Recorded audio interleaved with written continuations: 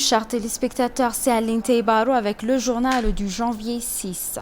Le New African Magazine a nommé le Premier ministre éthiopien Abiy Ahmed comme l'un des 100 Africains les plus influents en 2020.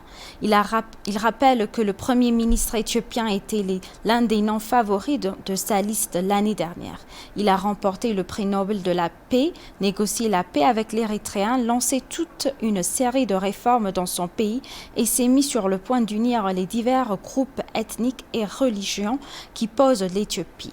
Le chef de l'OMS, Dr Tedros Adhanom, le PDG de la compagnie aérienne éthiopienne Tawalda Gabramariam et Admasou Tadessa, directeur de la Banque du commerce et du développement, font également partie des 100 nouveaux Africains les plus influents de 2020.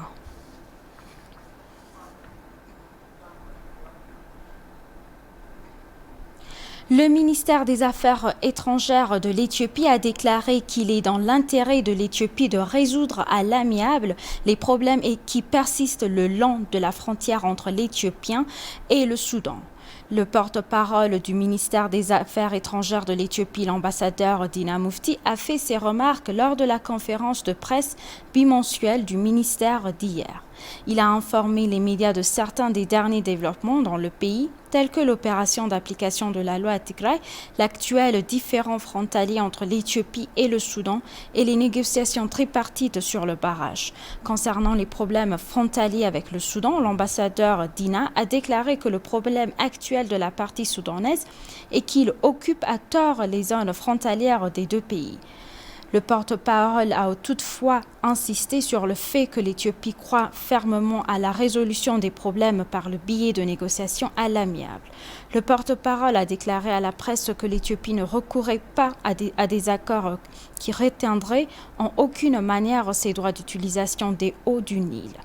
Le Nil, le plus long fleuve du monde, est une bouée de sauvetage qui fournit à la fois de l'eau et de l'électricité aux 10 pays qui traversent, selon l'ambassadeur Dina. Selon le porte-parole, diverses activités diplomatiques ont été entreprises en Éthiopie tout au long de la semaine et elles ont été essentielles pour stimuler les investissements et les relations avec d'autres pays.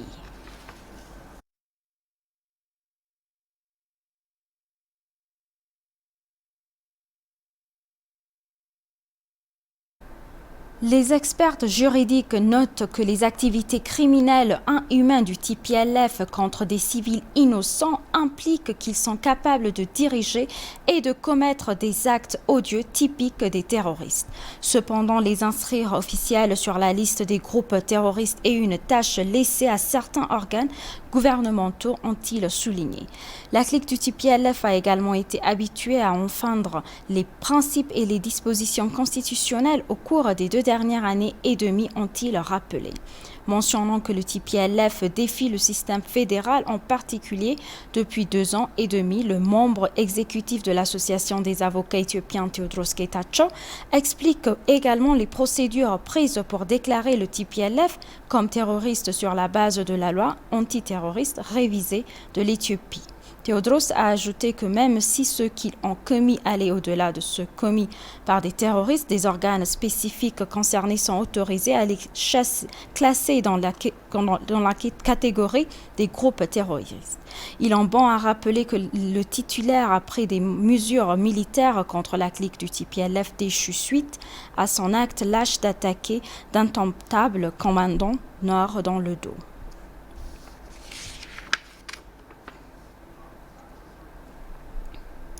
L'effort de l'Éthiopie pour attirer les investissements directs étrangers et garantir la dette extérieure peut être compromis si le pays ne parvient pas à lutter contre le blanchiment d'argent et le financement du terrorisme. Cette remarque a été faite par le Centre de renseignement financier du pays qui est chargé de localiser et d'intercepter ces crimes financiers et les infractions sous-jacentes associées en collaboration avec les institutions gouvernementales compétentes. Moussa a plus. La majorité des pays africains sont aux prises avec de nombreux blanchiments, financement du terrorisme, fraude fiscale, évasion fiscale et délits financiers connexes. Ces crimes sont censés aggraver la vie des pauvres du continent alors que peu de criminels roulent de la patte. L'Éthiopie ne fait pas exception à cet égard.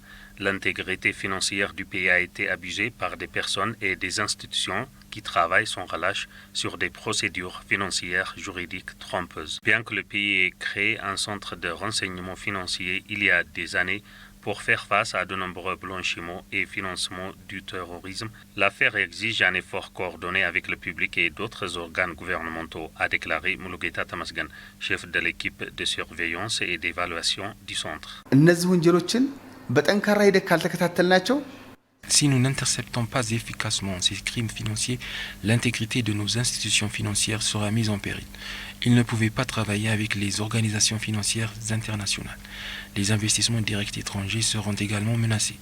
Même les dettes et les dons que nous recevons de la Banque mondiale et du FMI seraient suspendus. Il existe une sanction financière internationale qui accompagne la non-arrestation de nombreux blanchiments et des crimes associés. Nous étions parmi les pays sur la liste noire il y a quelques années. C'est très récemment que nous avons réussi à effacer notre nom de la liste. Si nous ne suivons pas notre rythme, la nation a encore la possibilité de revenir sur cette liste. Gabayo Goudata, chef de l'équipe d'analyse de la criminalité au centre, a pour sa part souligné qu'il était essentiel de soutenir et de moderniser le centre financier intelligent du pays avec une main-d'œuvre et des ressources adéquates. በተለይ አንዳንድ ኬዞች ጋር የተያዘ ማስቆም ጭምር Le centre n'avait pas une indépendance institutionnelle pour exercer ses droits dans les temps précédents. Il y avait toujours des limites pour les intouchables. Il n'était pas exempt d'ingérence politique. Le centre manquait également de personnel et de ressources adéquats. Cependant, après la récente réforme, le centre a pu retrouver son indépendance afin d'enquêter sur les défis financiers. Les experts ont également souligné que l'équipement du centre avec une technologie moderne et efficace permettrait de sauver la situation car les crimes financiers sont commis de manière très sophistiquée. Le Conseil interreligieux a exhorté les médias éthiopiens à aider à résoudre les problèmes de fake news et de désinformation dans le cadre des efforts déployés pour maintenir la paix et l'harmonie dans ce pays d'Afrique de l'Est. Cela s'est produit lors d'un forum de discussion organisé par le Conseil et différentes organisations médiatiques.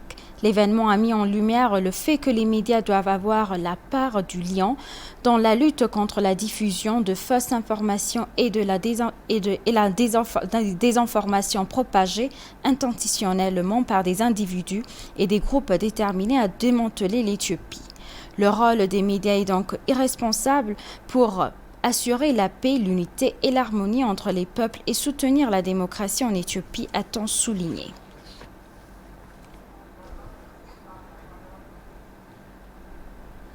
Dans la ville de Gondar, 75 investisseurs qui ont enregistré plus de 3,8 milliards de birr ont demandé à investir dans des déplacements. L'administration de la ville a annoncé que 75 investisseurs qui ont enregistré un capital de plus de 3,8 milliards de birr ont demandé à investir à Gondar. M. Bayou Abouhaï a déclaré que la tranquillité de l'environnement a eu un impact négatif sur les inondations de la ville. L'administration de la ville a récemment déclaré que l'investissement a augmenté en raison de l'inondation de la communauté. L'administration municipale a déclaré que beaucoup de travail a été fait en introduisant les ressources environnementales pour attirer les investisseurs et les investissements. Au cours des 2 dernières années, les investisseurs du pays et des pays étrangers ont accru la motivation pour développer différents domaines dans la région. Dans l'administration de la ville, 33 industries ont commencé à produire et 60 industries sont en train d'achever leur construction. En particulier dans l'industrie agroalimentaire, M. Bayou a annoncé que l'administration municipale s'efforçait de faire de Gondar une destination industrielle. Les investisseurs ont également déclaré qu'ils ont créé des opportunités d'emploi pour les jeunes.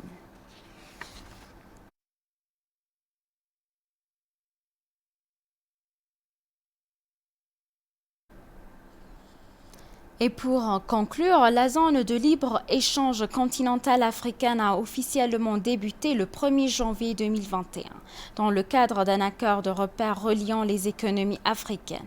Jusqu'à présent, 54 pays ont signé l'accord et récemment Ethiopian Airlines DHL et le groupe africain de commerce électronique se sont associés pour transporter les colis historiques vers divers pays africains conformément à la zone de libre-échange continentale africaine. S'adressant à ETV, le président de la Chambre de commerce éthiopienne et de l'association sectorielle, Malakou Zazo, a déclaré que de nouvelles activités sont nécessaires pour sensibiliser les Éthiopiens à l'accord. እኛ ሀገር በመጀመሪያ ያለውን ፋይዳና ጠቀሜታ በጥናት አስመርኩዘን En Éthiopie, nous essayons de sensibiliser la communauté des affaires sur la base de la recherche car nous ne pensons pas que la communauté des affaires en Éthiopie possède des connaissances appropriées. La plupart des produits en Éthiopie sont le secteur de l'agriculture et des services. Ces produits ont une grande part dans le PIB. Si nous mettons en œuvre la plateforme, cela peut créer d'énormes opportunités. Nous pouvons obtenir un meilleur marché, un transfert de technologie et des investissements directs étrangers, entre autres. En tant que communauté d'affaires, nous devons déployer nos efforts pour accroître nos compétences dans le secteur. Je pense que des efforts supplémentaires sont également nécessaires pour créer une communauté d'affaires compétente afin de mieux concurrencer les autres au niveau international. Malakou a ajouté que la mise en œuvre de la zone de libre-échange continentale africaine aide l'Éthiopie à élargir l'accès au marché à d'autres pays africains. Cela nécessite des efforts supplémentaires pour créer des secteurs industriels plus compétitifs. የሚፈጥረን መልካም አጋጣሚ ከአፍሪካውያን ወንድሞቻችን ጋር የሚኖረን ገበያ ይሰፋልናል። La mise en œuvre de la ZLEC nous aide à rejoindre de meilleurs marchés avec d'autres frères africains. Avec moins de coûts de logistique et de transport, nous pouvons fournir nos produits à un prix équitable à d'autres pays africains. Auparavant, nous nous sommes concentrés sur les marchés d'Asie, d'Europe et du Moyen-Orient, mais maintenant, nous devons utiliser les avantages comparatifs en nous aventurant sur d'autres marchés africains. En Éthiopie, nous avons des excédents de terre, d'eau, de pêche, d'exploitation minière, ainsi que d'autres ressources naturelles. Les pays africains exigent fortement ces produits.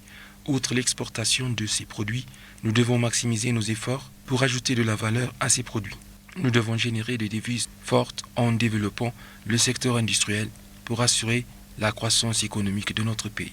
Je pense que le gouvernement a donné la priorité au développement du secteur industriel. En conséquence, d'autres activités sont nécessaires pour éviter certains goulots d'étranglement des infrastructures dans ce secteur. Chers téléspectateurs, nous vous rappelons les titres principaux.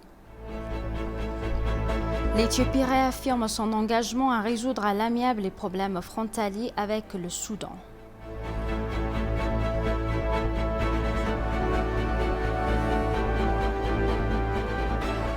Les